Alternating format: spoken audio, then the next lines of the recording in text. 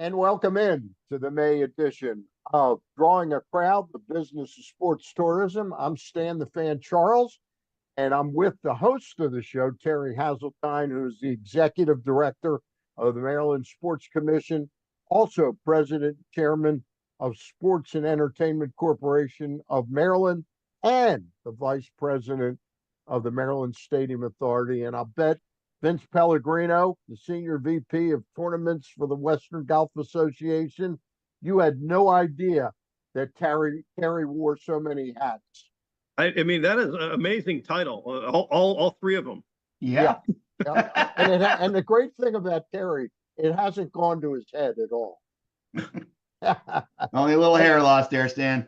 Hey, Terry, before we dig in and talk about the main course today, which is golf, got to do a quick wrap on the Preakness, 150th Preakness at Old Hilltop.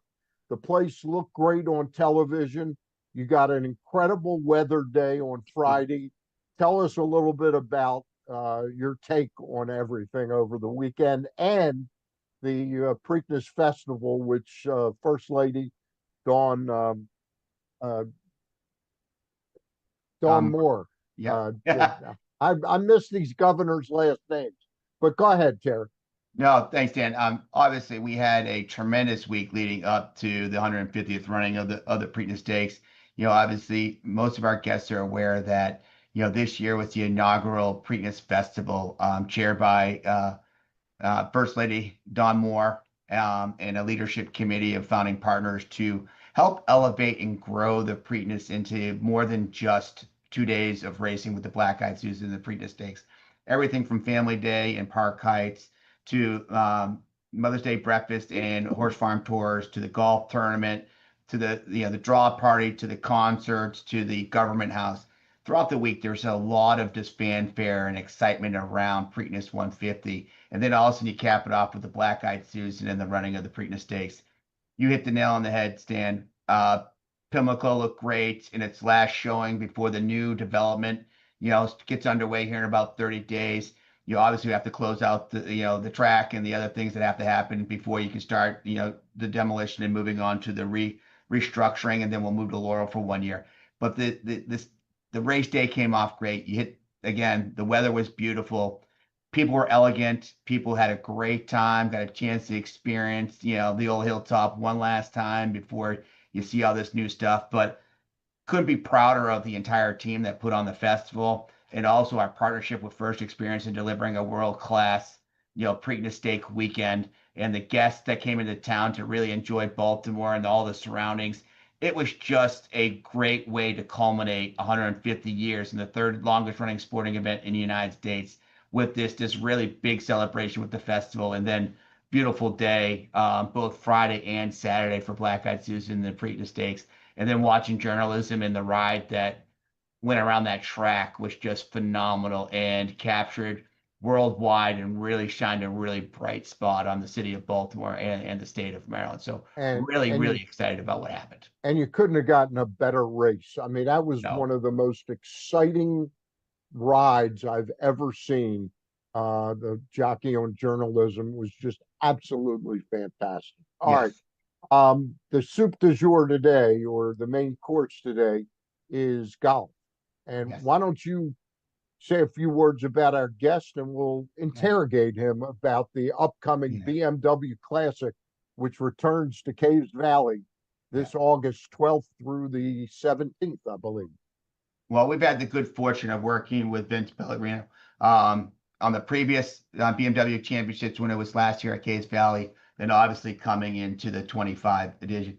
Vince has been a great partner to the state of Maryland and the city of Baltimore and bringing this event to fruition, back a couple of years ago. And now here we are building up to this summer's excitement and delivering another great championship environment here at Caves Valley. And, Vince has just been right there from the get-go, working and collaborating with the club, working in collaboration with some of our elected leadership as well as some of our city officials to make sure that there's a huge engagement. This is bigger than just the golf you'll see on that beautiful course, but it's about how do we bring Baltimore together and the region together to celebrate the great game of golf and showcase it with the BMW Championship. So, Vince, thank you for joining us today, and really excited about the conversation we're about to have.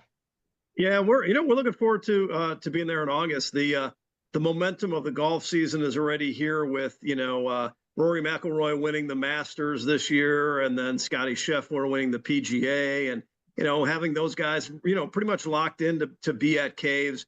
The field is shaping up to have the best players in the world, and we're really looking forward to getting back. If we have the kind of excitement anywhere near that we did in 21, I think we'll all be very happy with the 6-hole playoff that we had in 21, with the exciting finish for Patrick Cantlay winning was just spectacular.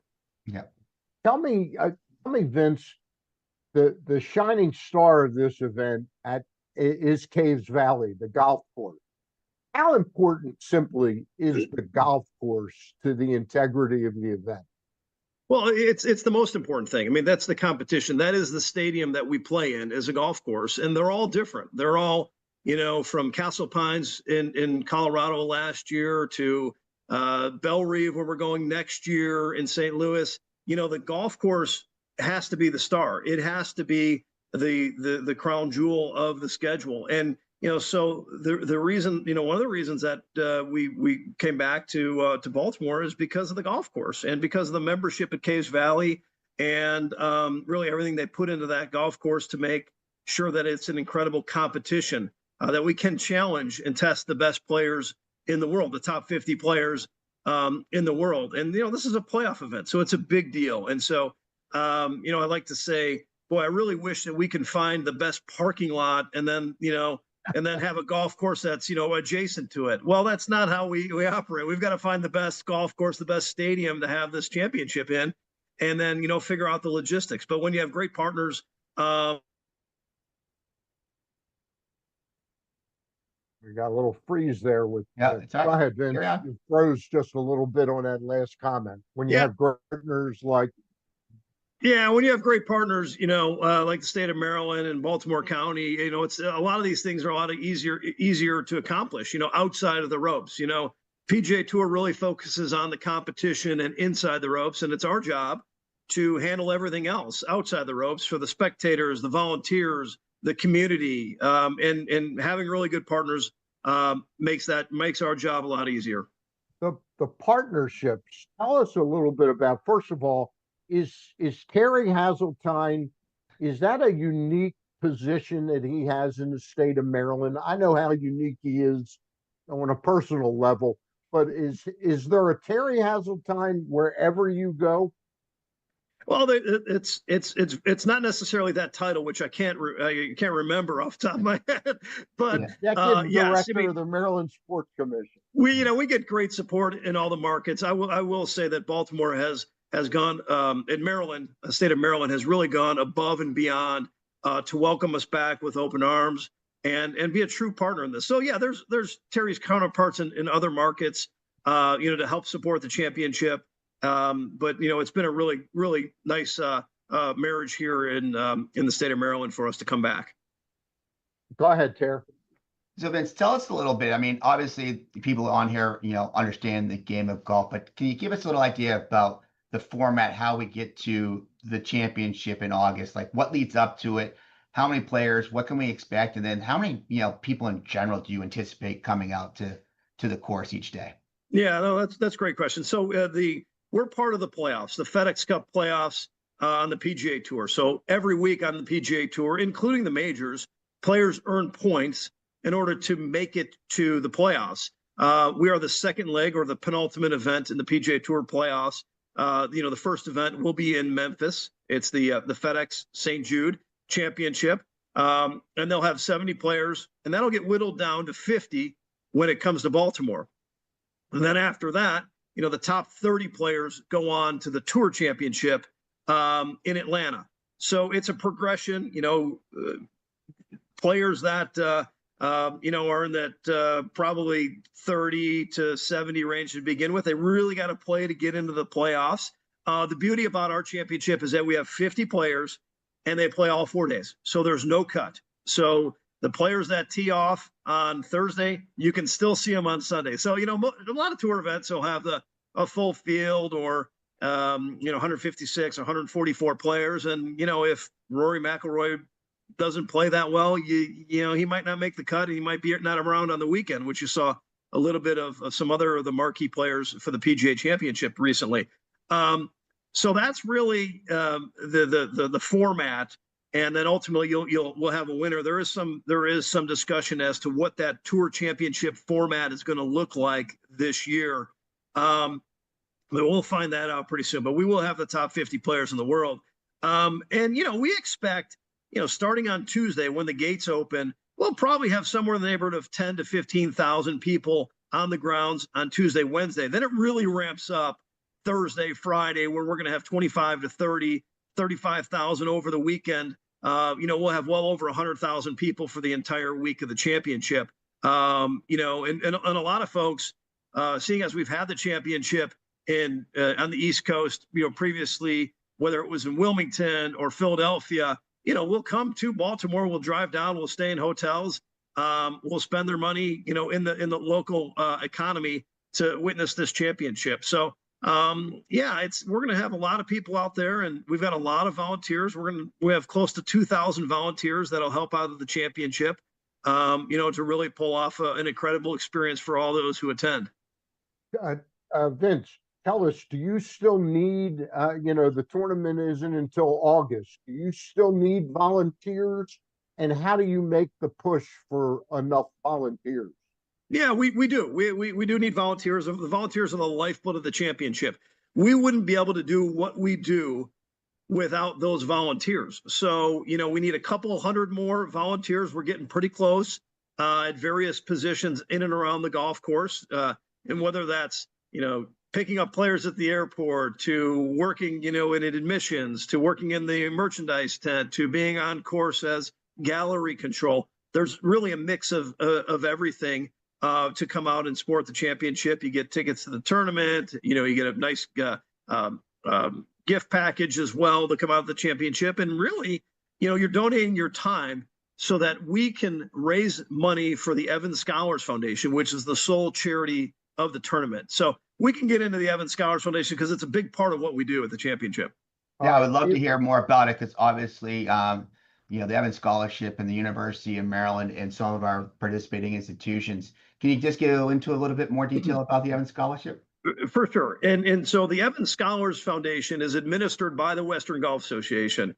And the Evans Scholars Foundation was started in 1930, where we sent 2 scholars to Northwestern University on full tuition scholarships. And it's blossomed since then.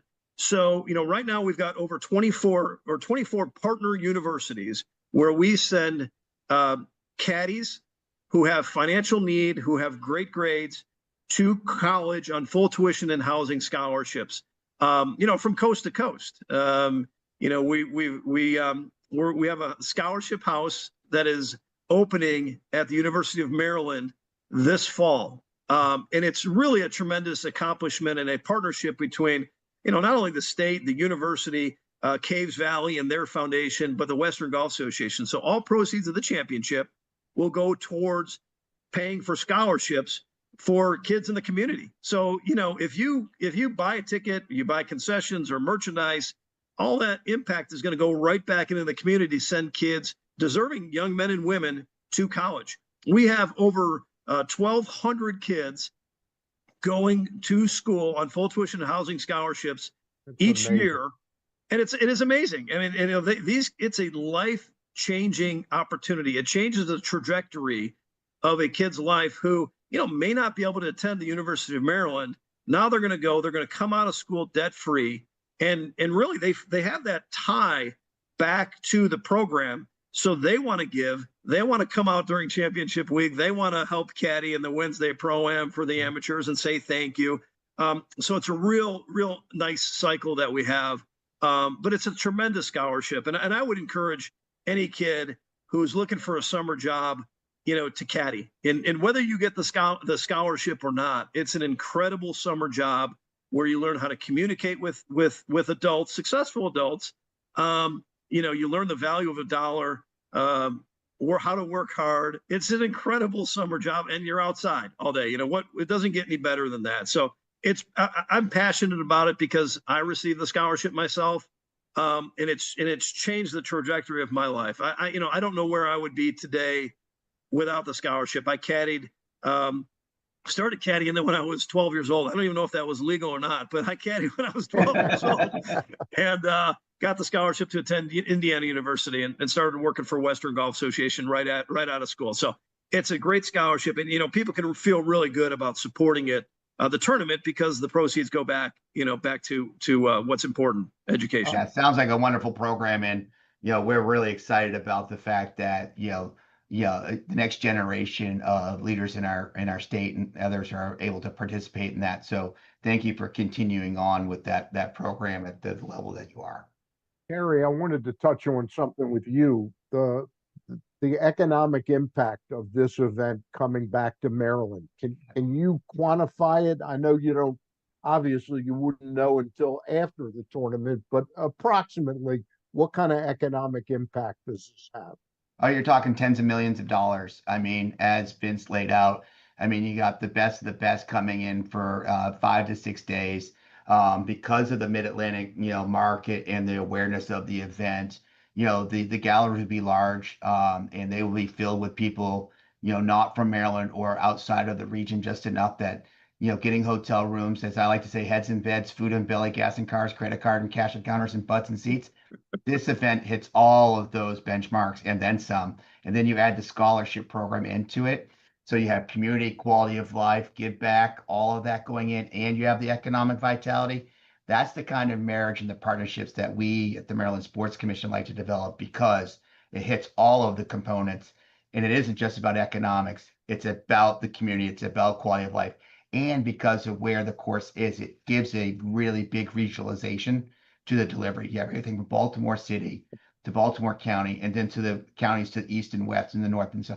So it really brings a vibrancy, and we capture all of that in the state of Maryland. So, like I said, it's in the tens of millions of dollars, and I'm excited to do the analysis on it afterwards with our partners and with our friends at Western Golf Association, really to bring that number together, because that tells a story, and that tells a passion is why we go after these, why we have a grant program, why we support events like this. Because at the end of the day, events like the BMW Championship are good for the state of Maryland, but also for the residents of Maryland, because it takes down our tax burden, because these resources go back into our economy so that our property taxes, our living wage taxes stay down, because we're bringing in net new income to the state because of these opportunities.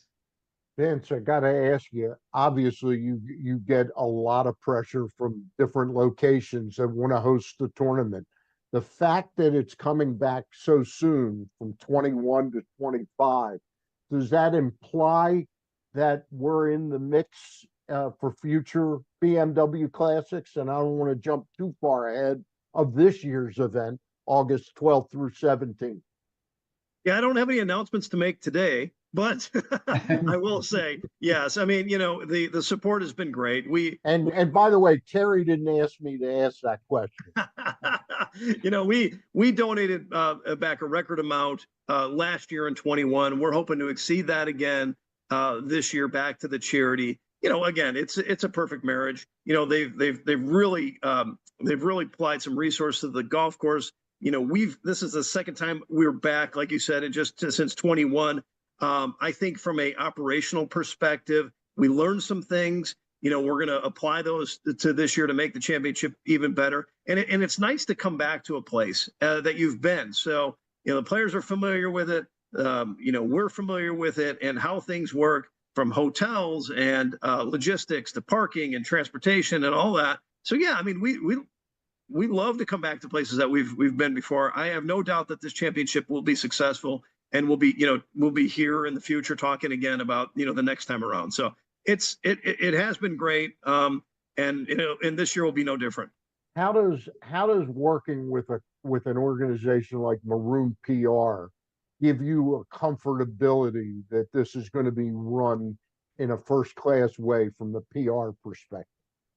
Yeah, Maroon is great. We actually we traveled with them even when we were in Wilmington after Caves the first time. They've been wonderful. They're so dialed into the community. They've been very supportive with all of our advertising and our public relations. We're having Media Day come up here pretty soon.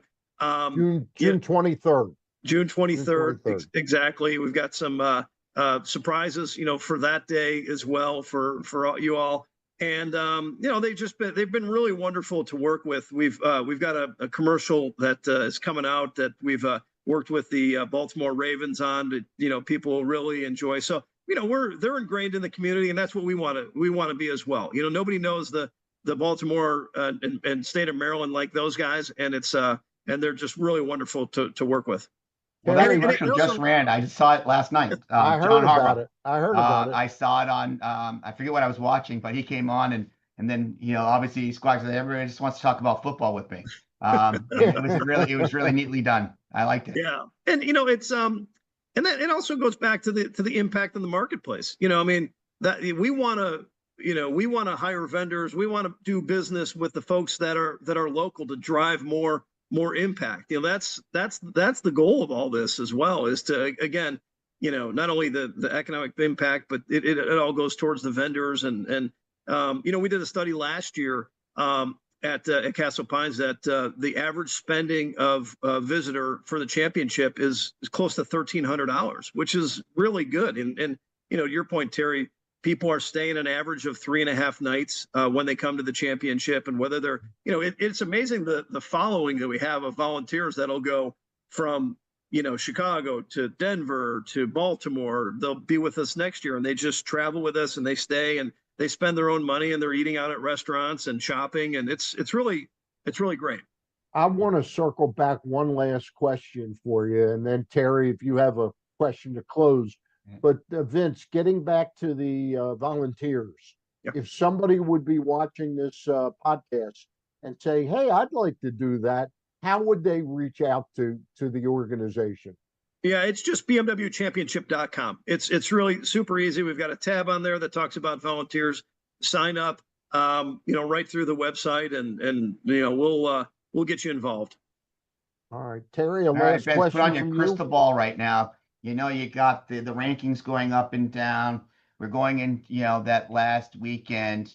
If we could put a crystal ball on this whole thing, what do you see? We're going 6 playoff holes, 8, 10 playoff holes, and is it Rory, leading the charge? You're like, you're the golf expert here. Like, what would be the magical moment for the championship?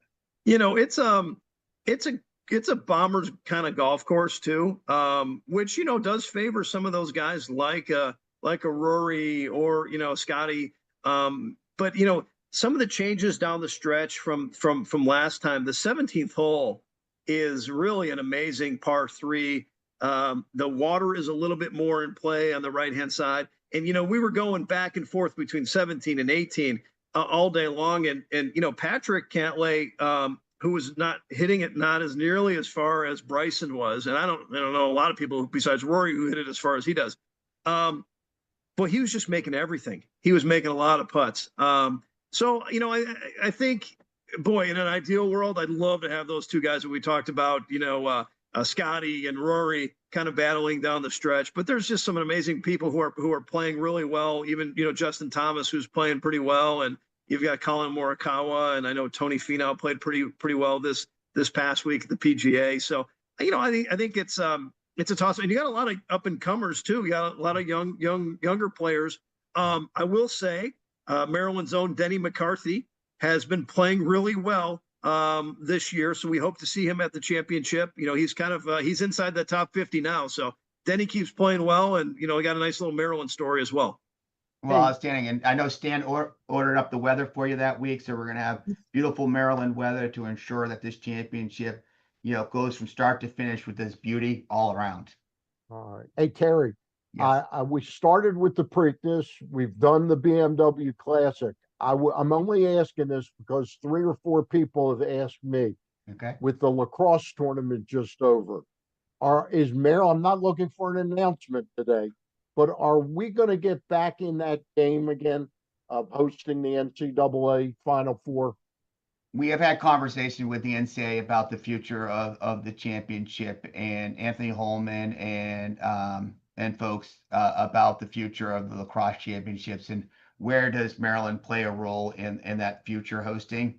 So that's a conversation that's ongoing. So Okay. I have no answer for you today, just Yep. like Vincent have an answer for us, which I wish he would said, it's coming back in whatever year. But we'll work on that one. But the same thing that we're doing with Vincent team, same thing we're doing with the NCAA to make sure we continue to foster these relationships so that they have a world class. We want Vince and his team to have a world class experience when they come Yep.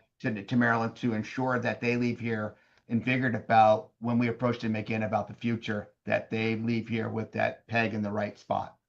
Vince, look forward to seeing you on June 23rd, and hopefully we can do an individual Zoom together, okay? Before the Absolutely. event. Thanks, Stan. Thanks, Terry. All right. We appreciate All you right. guys. Thank Thank you. Appreciate it. That's it for this edition of Drawing a Crowd, the Business of Sports Tourism. For Terry Hasseltine and our guest, Vince Pellegrino, the Senior VP of Tournaments for the Western Golf Association. Make your plans now for August 12th through the 17th. The BMW Classic is returning to Caves Valley. Bye for now. Thanks.